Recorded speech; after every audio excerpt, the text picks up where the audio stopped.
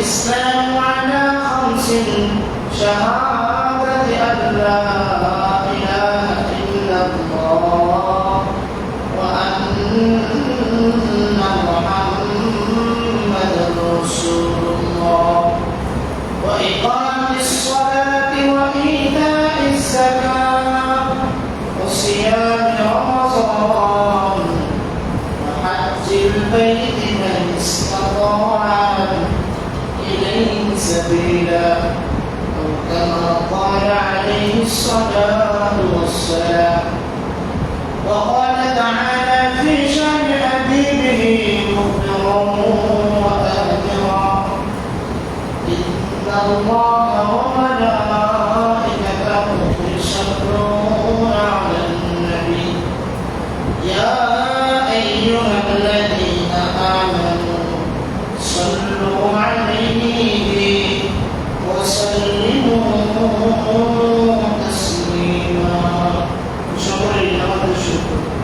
اللهم صل على محمد وعلى آل محمد كما صليت على إبراهيم وعلى آل إبراهيم إنك حميد مجيد. اللهم بارك على محمد وعلى آل محمد كما باركت على إبراهيم وعلى آل إبراهيم إنك حميد مجيد. আলহামদুলিল্লাহ, সমস্ত প্রশংসা ওই মহান আল্লাহ তাআলার দরবারে, যে মহান আল্লাহ তাআলা আমাদেরকে পবিত্র জুমার নামাজ আদায়ের জন্য আল্লাহর মসজিদে বসে কথা বলা এবং শোনার তৌফিক দান করেছেন। এজন্য আমরা সকলেই অন্তর অন্তঃস্থল থেকে শুকরিয়া বলি আলহামদুলিল্লাহ। আমরা গত দুই দিনের মাধ্যমে নামাজের আগে যে পবিত্রতা দরকার সেই পবিত্রতা সম্পর্কে মোটামুটি আলোচনা আমরা করছিলাম। তো আমার যখন আভ্যন্তরীণ বাহ্যিক সব ধরনের নাপাকি থেকে যখন আমি পবিত্র হয়ে যাব, তখন আমি নামাজের দিকে আসবো। ওযু ইস্তেঞ্জা কিভাবে করতে হয় সামান্যভাবে আপনাদেরকে ধারণা দেওয়া হয়েছিল। দুনিয়াতে পৃথিবীতে যত ভালো কাজ আছে, সমস্ত ভালো কাজের একটা দোয়া আছে। আল্লাহ রাসূল বিভিন্ন কাজের বিভিন্ন দোয়া শিক্ষা দিয়েছেন, বলে গেছেন। আমরা হয়তো সময়ের কারণে বিভিন্ন কারণে সেগুলো আমরা পারি না, কিন্তু অন্তত বিসমিল্লাহকে আমরা সবাই বলতে পারি। প্রত্যেক ভালো কাজের শুরুতে কি বলা? যেমন আপনার বাবা মারা গেছে, আপনি কবরে লাশ মারবেন, হুজুর আমি তো ভয় পাচ্ছি, দোয়া পারি না, বিসমিল্লাহ ওয়া আলা মিল্লাতি রাসূলিল্লাহ তো পারি না। এজন্য ওই ক্ষেত্রে শুধু বিসমিল্লাহ বলে হয়ে যাবে, সমস্যা নেই। প্রত্যেক ভালো কাজের শুরুতে বিসমিল্লাহ। এজন্য আমরা যারা পারি না, তো আল্লাহ রাসূল প্রত্যেকটা কাজের শুরুতে বিভিন্ন দোয়া শিক্ষা দিয়েছেন। কত শুরুতে বিসমিল্লাহ বলা, আমি যখন ইস্তেঞ্জা যাই তখন একটা দোয়া, বের হওয়ার সময় একটা দোয়া, এই দোয়াগুলো দেওয়ার অনেক কারণ আছে। যেমন আমরা যখন টয়লেটে ঢুকি, ইস্তেঞ্জা করতে যাই, তখন একটা দোয়া করি। কি দোয়া? আল্লাহুম্মা ইন্নী আউযু বিকা মিনাল খুবুসি ওয়াল খাবাইস। মাশাআল্লাহ, এটা আমরা অনেকেই পারি। ঠিক বের হওয়ার সময় একটা দোয়া করি, ওয়াফরানাকা আলহামদুলিল্লাহিল্লাযী আযহাবা আন্নি আল-আযা ওয়া আফানি। মূলত এই দোয়াটা আমরা কেন করি? দেখেন, দোয়ার অর্থটা আগে শুনি, এরপর আমরা বুঝবো কি জন্য দোয়াটা করা। আমরা জানি এই যে মসজিদ, এই মসজিদে কোন গরু ছাগল আসে কখনো? বা মসজিদ কি গরু ছাগল থাকার ঘর না। মসজিদে কারা থাকবে? যারা আল্লাহর ইবাদত করবে, তারা মসজিদে এসে আল্লাহর ইবাদত করবে। ঠিক তদ্রুপ আমি যে বাড়িতে, যে ঘরে ঘুমাই, এই ঘরে গরু ছাগল আসবে না, আমি থাকবো। গরু ছাগল থাকার জন্য আলাদা ঘর আছে।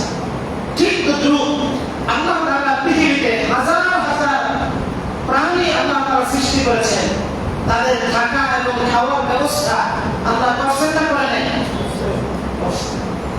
ঠিক তদ্রুপ এক শ্রেণীর খারাপ প্রাণী, খারাপ জিন্নাত আছে যারা টয়লেটে থাকে। তারা সেখানে বিভিন্ন দুর্বিলি করে কিভাবে মানুষের ক্ষতি করা যায়। হাদিসের মধ্যে আসছে, আল্লাহ রাসূল যে দোয়া শিক্ষা দিয়েছেন, এই দোয়া যদি আমি পড়ে যাই, জিনের বাবার ক্ষমতা নাই আপনার আমার ক্ষতি করা। কেন? আল্লাহ তাআলা পুরো পৃথিবী সমস্ত সৃষ্টিকে বানাইছে আমার খেদমতের জন্য, আমাদের সেবা করার জন্য, আর আমাদেরকে আল্লাহ বানাইছে আল্লাহর ইবাদত করার জন্য। সুবহানাল্লাহ। তাহলে অর্থ কি? আল্লাহুম্মা ইয়া আল্লাহ ইন্নী আউযু বিকা, আমি আপনার নিকট পানাহ চাইতেছি, আশ্রয় চাচ্ছি, মিনাল খুবুসি ওয়াল খাবাইস, যত প্রকার খারাপ প্রাণী, জিন্নাত ইত্যাদি আছে, এগুলোর কষ্ট থেকে, এগুলো থেকে আমি আপনার কাছে পানাহ চাই, আশ্রয় চাই। কেউ যদি আল্লাহর কাছে আশ্রয় চায়, আল্লাহ যদি তাকে আশ্রয় দিতে চায়, পৃথিবীর কারো কোনো ক্ষমতা আছে ক্ষতি করার?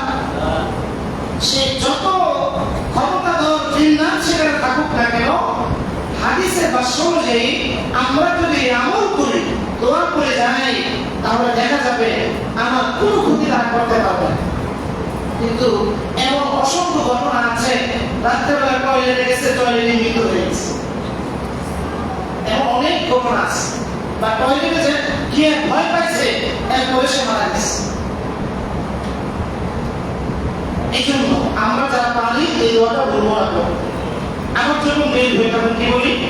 غفرانك الحمد لله الذي أذهب عني الأذى وعافاني। আমরা এটা যারা আছি,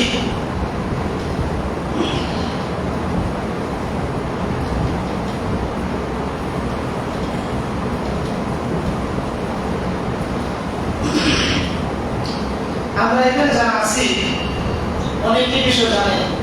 যদি কারো একদিন বা 2 দিন টয়লেট না হয়, এই লোকটা কি সুস্থ না অসুস্থ? মারা যাওয়ার সম্ভাবনা অনেকটা বেশি। এই যে দেখেন, আপনারা মিনিটের মধ্যে, সেকেন্ডের মধ্যে আমার ভিতরে যে ময়লা আবর্জনা আল্লাহ যে খালাস করে দিলেন, এটা কি সাধারণ বিষয় না।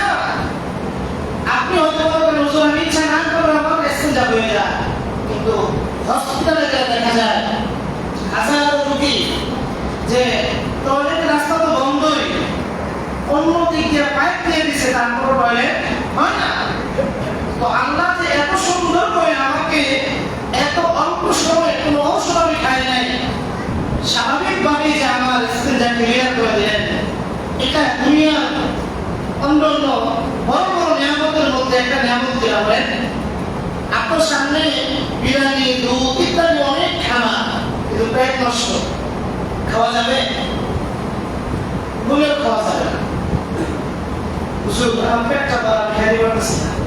যদিও বিরিয়ানি হোক, যদিও দামি খাবার হোক, আর যদি আপনার পেটটা ভালো থাকে, সামান্য মরিচ দিয়ে 2 প্লেট 3 প্লেট পা খাওয়া যায়, তাই কি না? তো আমি যে এত অল্প সময়ে যে আল্লাহ তাআলা এই কষ্ট থেকে আমাকে খালাস করে দিলেন, আল্লাহ শুকরিয়া আদায় দরকার আছে না? এই দোয়ার মাধ্যমে আমরা আল্লাহ শুকরিয়া আদায় করি। ওফরানাকা আলহামদুলিল্লাহিল্লাযী, আমরা বলি আল্লাহ আপনার কাছে আমরা ক্ষমা চাই।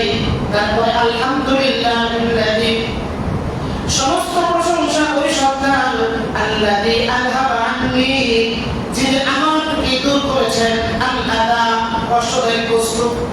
যদি এটা আমার ভিতরে রাখতেন, যদি আমরা দূর না করতেন, হসপিটালে চলে যেতাম। অনেক সময় হসপিটালের কাজ হয় না, এক পর্যায়ে মানুষ বলে হুজুর তার প্রস্রাব আটকে গেছে বা টয়লেট না হওয়ার কারণে তার মৃত্যু হয়ে গেছে। তো আল্লাহ তাআলা আমাকে এত সুন্দর করে খালাস করে দিলেন। এই জন্য যখন টয়লেট থেকে বের হবো তখন আমার এই দোয়া করা উচিত, ওফরানাকা আলহামদুলিল্লাহিল্লাযী আযহাবা আন্নী আল-আযা ওয়া আফানি, যে ওই আল্লাহ আমাকে এত কষ্টদায়ক বস্তু বের করে দিলেন, এই জন্য আমি আল্লাহর শুকরিয়া আদায় করতেছি। কি করতেছি? শুকরিয়া আদায় করতেছি। এই জন্য যখনই আমরা ইস্তিনজা করবো তখন এই দোয়া করার চেষ্টা করব, আল্লাহ তাআলা বুঝার তৌফিক দেন। তো যাই হোক, আমরা কত সময় নামাজের আগে যে শব্দগুলো, যে নামাজের বাইরে যে সাতটা ফরজ, শরীর পাক, কাপড় পাক, নামাজের জায়গা পাক, সতর রাখা, কিবলামুখী হওয়া, অত্যন্ত নামাজ পড়া, নামাজের নিয়ত করা, সেটা আমরা কিছুটা আলোচনা করছিলাম। তো মনোযোগ দিয়ে শুনে, আসলে নামাজটা কোথেকে আসলো, নামাজটা কি, কেনই বা করা লাগবে, এই বিষয়ে আমাদের জানা দরকার। তো দেখেন, এই নামাজ এভাবে যে আমরা এখন নামাজ পড়ি, এভাবে কি আগে ছিল কিনা? এই 5 ওয়াক্ত নামাজের নিয়মটা একমাত্র আল্লাহ রাসূলের উপরে আসছে মেরাজের ব্যাপারে। আপনারা যারা জানেন, এর আগে ওইভাবে নামাজের কোনো সিস্টেম ছিল না। অনেক মুফাসসিরিন কেরাম বলেন এই 5 ওয়াক্ত নামাজের আগে কোনো নামাজই ছিল না। আবার কেউ কেউ বলেন তাহাজ্জুদের নামাজ ফরজ ছিল, কিন্তু এটা সঠিক কোনো প্রমাণ পাওয়া যায় না। তো এই নামাজ শব্দের অর্থ কি? যেহেতু এই বিধানগুলো আল্লাহ তাআলা নাযিল করেছেন রাসূলের উপর, রাসূল যেহেতু আরবি ছিলেন, রাসূলের ভাষা ছিল আরবি, জান্নাতের ভাষা হবে আরবি, কোরআনের ভাষা আরবি, এই জন্য আগে আরবি থেকে বুঝতে হবে। সালাত শব্দের অর্থ কি? সালাত আর আবিরাতে অনেকগুলো অর্থ হতে পারে। সালাত মানে দোয়া, সালাত মানে রহমত, সালাত মানে ইস্তিগফার, সালাত মানে তাসবিহ পাঠ করা। শরীয়তের কোন বিধান আবিধানিক অর্থ দিয়ে প্রমাণ করে না। শরীয়তের বিধান প্রমাণ হওয়ার জন্য, ইবাদত হিসেবে বলার জন্য পারিভাষিক অর্থ লাগে। পরিভাষায় নামাজ কাকে বলা হয়? পরিভাষায় নামাজ বলা হয় নির্দিষ্ট সময়ে নির্দিষ্ট রুকুনগুলো আদায় করার মাধ্যমে বিশেষ পদ্ধতি। কি বললাম? নির্দিষ্ট সময়ে নির্দিষ্ট রুকুনগুলো বিশেষ পদ্ধতিতে আদায় করা। এখান থেকে বোঝা যায় নামাজ যদি আমি মন মতো করি হবে না, নির্দিষ্ট নিয়ম আছে, পদ্ধতি আছে। একদম মানুষ বলে শুধু নামাজ পড়ি মনে মনে, এরা হলো ধোঁকাবাজ। নামাজের জন্য নির্দিষ্ট নিয়ম আছে না নাই? সময় আছে না নাই? এই যে এখন হলো ধরেন প্রায় 1টা বাজতেছে, আমরা যদি জুমার নামাজ 11টা বাজে পড়তাম হতো, পুরা পৃথিবীর সবাই যদি বলে হুজুর আজকে জুমার নামাজ 11টায় হবে, নামাজ হবে? হবে না। নির্দিষ্ট সময় আছে, নির্দিষ্ট নিয়ম আছে, নির্দিষ্ট পদ্ধতি আছে, এর বাইরে যাওয়া যাবে না। এই জন্য তো দেখেন ক্যাবলার দিকে কেউ যদি এদিকে নামাজ পড়া হবে, কেন হবে না? এটাই নিয়ম। এখন আপনি গাদ্দারি করবেন, এখানে গাদ্দারির কোনো সুযোগ নাই। আপনি মানলেও যা, না মানলেও যা, কোন ব্যক্তির কারণে ইসলামের কোন বিধান পরিবর্তন হবে, এটা আমাদের মাথায় রাখা উচিত। তো এই নামাজ মূলত থেকে আসছে। আমরা সবাই জানি যে আল্লাহ রাসূল মেরাজে গিয়েছিলেন। কোথায় গিয়েছিলেন? মেরাজে গিয়েছিলেন। সেই মেরাজের ঘটনা ইনশাআল্লাহ আরেকটু আলোচনা করব। আল্লাহ তাআলা সূরা বনী ইসরাঈলের ভিতরে বলেন, সুবহানাল্লাযী আসরা বিআবদিহি লাইলা, ওই আল্লাহ তাআলার পবিত্রতা বর্ণনা করতেছি, আল্লাযী আসরা বিআবদিহি লাইলা, যিনি তার বান্দাকে রাত্রিবেলা মিনাল মাসজিদিল হারাম ইলাল মাসজিদিল আকসা, মসজিদে হারাম থেকে মসজিদে আকসা পর্যন্ত আল্লাহ তাআলা দুনিয়া সফর করেছিলেন। একবার মসজিদে আকসা থেকে আল্লাহ তাআলা পর্যায়ক্রমে প্রথম আসমান, দ্বিতীয় আসমান, তৃতীয় আসমান, এইভাবে সপ্তম আসমানে আল্লাহ তাআলা তার রাসূলকে নিয়ে গেছেন। সেখানে নিয়ে যাওয়ার পরে আল্লাহ তাআলা সরাসরি কোনো মাধ্যম ছাড়া সরাসরি আল্লাহর সাথে কথা বলেছেন। সেখানে আল্লাহ তাআলা কথা বলার পরে আল্লাহ তাআলা তার রাসূলকে পুরস্কার হিসেবে 50 ওয়াক্ত নামাজ দান করেন। সুবহানাল্লাহ। কয়েকত 50 ওয়াক্ত নামাজ যখন দান করেন, আল্লাহ রাসূল যখন চলে আসবে, হযরত মুসা আলাইহিস সালাতু ওয়াস সালামের সাথে দেখা হয়। মুসা আলাইহিস সালাতু ওয়াস সালামের কাছে বলে যে আল্লাহ তো আমাকে 50 ওয়াক্ত নামাজ হাদিয়া হিসেবে দিয়েছেন আমার উম্মতের জন্য। জিবরাইল এবং মুসা আলাইহিস সালাম রাসূলকে পরামর্শ দিলেন, এই 50 ওয়াক্ত নামাজ তো উম্মত পড়তে পারবে না, তাদের কষ্ট হয়ে যাবে, এক কাজ করো, তুমি আমার আল্লাহর কাছে যাও। এভাবে কয়েকবার আল্লাহর রাসূল আল্লাহর কাছে বলেন, কে বলতেছেন, হে আল্লাহ, আপনি আমাকে হাদিয়া দিয়েছেন, আমি খুশি, তবে আরেকটু হালকা করেন। কোন কথা বলে নাই, কি বলছেন, আরেকটু হালকা করেন, এটা আমার জন্য, আমার উম্মতের জন্য ভারী হয়ে যাবে, আরেকটু হালকা করেন। এভাবে কয়েকবার আসা যাওয়ার পরে সর্বশেষ আল্লাহ তাআলা এই 5 এর মধ্যে সীমাবদ্ধ করে দিয়েছেন। আল্লাহ তাআলা বলেন, লা তাবদীলা লিকালিমাতিল্লাহ, আমার সিদ্ধান্তের মধ্যে কোনো পরিবর্তন হয় না। আমি যা সিদ্ধান্ত নেই এই সিদ্ধান্তের মধ্যে কেউ পরিবর্তন করাইতে পারবে না। আল্লাহ রাসূলকে সান্ত্বনা দিয়ে বলে, নামাজ 50 ওয়াক্ত আপনাকে দিয়েছিলাম, এই 50 ওয়াক্ত নামাজ থাকবে, তবে সুবিধার জন্য কোন মুমিন বান্দা যদি 5 ওয়াক্ত নামাজ পড়বে, আল্লাহ বলেন আমি এই 5 ওয়াক্ত নামাজের উসিলায় তার আমলনামায় 50 ওয়াক্ত নামাজের সওয়াব দিয়ে দেব। সুবহানাল্লাহ। তার মানে নামাজে 50 ওয়াক্ত দিছিল, আমরা 5 ওয়াক্ত পড়লেও আল্লাহ সওয়াব দিবেন কয়েকতে দিবে 50। তো নামাজ মূলত এই মেরাজের ঘটনা থেকে নামাজ আসে। এর আগে নামাজের এই পদ্ধতি এভাবে ছিল না। হিজরতে 12 অথবা 13 বছর করবে নবুয়তে।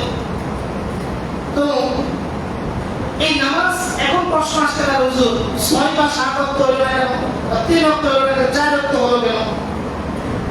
5 ওয়াক্ত নামাজের মধ্যে সীমাবদ্ধ হওয়ার কারণটা কি, হিকমত কি? অনেক সময় যারা বাউল গান, জারি গান ইত্যাদি গান গায়, আমাকে কয়েকজন প্রশ্ন করছে, নামাজ তো সারাদিন পড়ে, আজকে একটা উত্তর আপনার প্রশ্ন উত্তর দেন, কি আল্লাহ তাআলা 5 দিল কেন? এটা স্বাভাবিকভাবে এটা জানতে হবে, এটা জরুরি না। এটা হলো চিন্তা করে যারা নামাজ পড়ে তাদের কাজটা বোঝায় কিনা, দেখি তারা কি করে নামাজ পড়ে। মুফাসসিরিনে কেরাম 5 এর মধ্যে সীমাবদ্ধ হওয়া হিকমত অনেক দূর উল্লেখ করছে। তার ভিতরে অন্যতম কয়েকটা হিকমত বলা হচ্ছে। আল্লাহ তাআলা যে আমাদেরকে সৃষ্টি করেছেন, আল্লাহ তাআলা মানুষদেরকে সৃষ্টি করার পরে পৃথিবীর মধ্যে বড় বড় 5টা নিয়ামত দান করেছেন। কয়টা? 5টা। এর ভিতরে প্রথম হলো খাদ্য এবং পানি। 1 নম্বর নিয়ামত কি? খাদ্য এবং পানি। 2 নম্বর হলো পোশাক। 3 নম্বর হলো ঘরবাড়ি।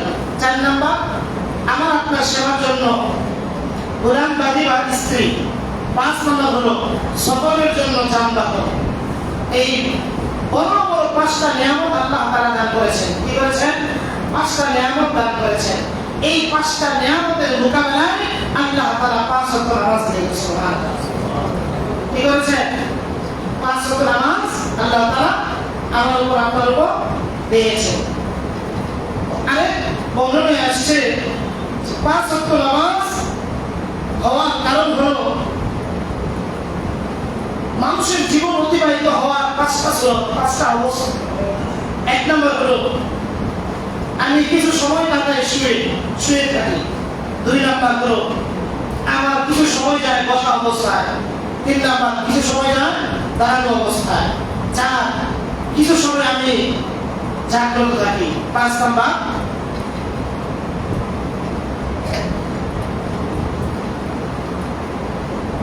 আচ্ছা, তো এখানে শোয়া, জাগ্রত থাকা এবং বসে থাকা, ঘুমানো, সজাগ থাকা, এই যে বড় বড় পাঁচটা নিয়ামত মানুষের এই অবস্থার পরিবর্তন অতিবাহিত হয় যে কখনো মানুষ শুয়ে থাকে, কখনো বসে থাকে, কখনো জাগ্রত থাকে, কখনো ঘুমায়।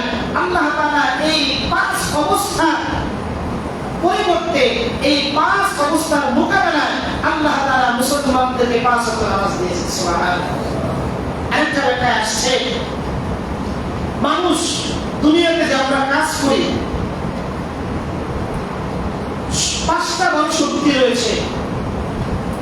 এর ভিতরে প্রধান হলো আমি আপনি সর্বপ্রথম একটা জিনিস ভালো না খারাপ সেটা যাচাই করার জন্য সবার আগে চোখ দিয়ে দেখি। দৃষ্টি শক্তি, একটা কি দৃষ্টি শক্তি। দুই নাম্বার হলো শ্রবণ শক্তি। আপনি চোখ দিয়ে শুনলেন, এখন খুব সুন্দর বয়ান করতেছে কিন্তু কান দিয়ে শোনেন না, তো এটা বোঝা আসবে না।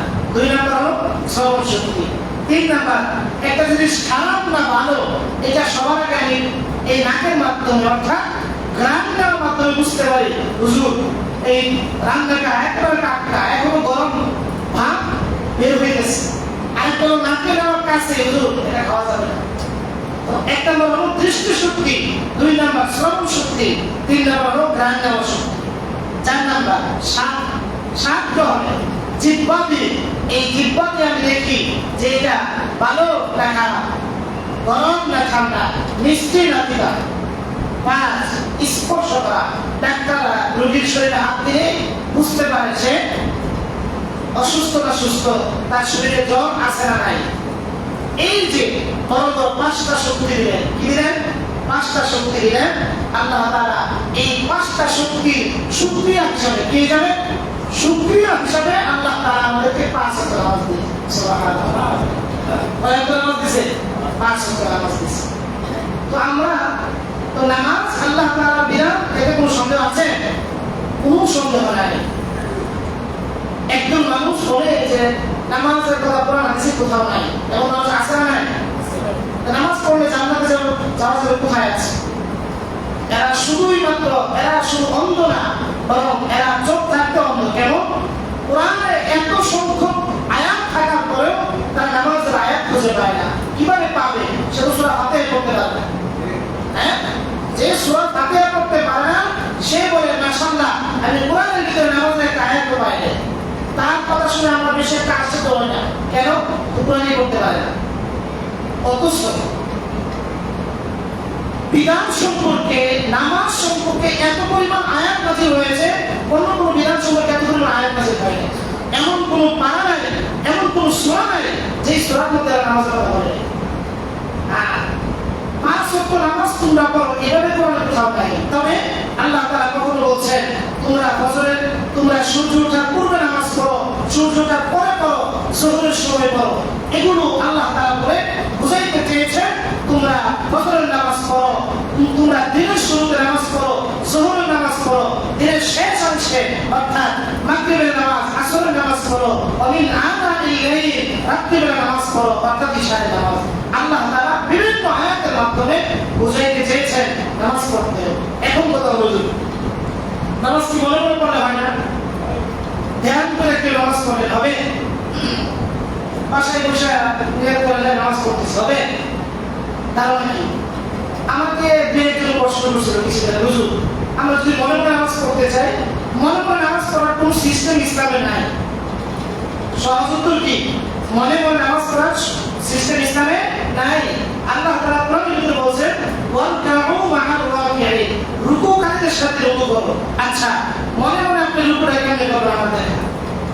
এখন বিষয় কেমন হয়ে গেল? আপনি যদি মনে মনে মন করা খেতে চান, শুধু মনে মনে খাওয়া হবে, বাস্তবে হবে? ওয়াসজুদু মা'আস সাজিদিন, আল্লাহ তাআলা কোরআনের একাধিক আয়াতে সিজদাকারীদের সাথে সিজদা করো, রুকুকারীদের সাথে রুকু করো। তো নামাজ হলো আল্লাহ তাআলার পক্ষ থেকে ফরজ একটা বিধান। কি বিধান? ফরজ বিধান। আমি কয়েকটা আয়াত আপনাদের শোনাই, অসংখ্য আয়াত, শব্দ পড়া শব্দ। সূরা বাকারা 43 নম্বর আয়াতে আল্লাহ তাআলা বলেন ওয়া আকিমুস সালাতা ওয়া আতুজ যাকাতা ওয়ারকাউ মা'আর রাকিঈন। আল্লাহ বলেন ওয়া আকিমুস সালাত, তোমরা নামাজ প্রতিষ্ঠা করো, নামাজ কায়েম করো, ওয়া আতুজ যাকাত, যাকাত প্রদান করো, ওয়ারকাউ মা'আর রাকিঈন, এবং রুকুকারীদের সাথে রুকু করো। সূরা বাকারার 2 নম্বর আয়াত, আল্লাযীনা ইউমিনুনা বিল গায়বি ওয়া ইউকিমুনাস সালাহ ওয়া মিম্মা রাযাকনাহুম ইউনফিকুন। আল্লাহ বলেন আল্লাযীনা ইউমিনুনা বিল গায়বি, যারা আমি আল্লাহকে না দেখে বিশ্বাস করে, ওয়া ইউকিমুনাস সালাহ, এই জমিনের মধ্যে নামাজ প্রতিষ্ঠা করে নামাজ পড়ে।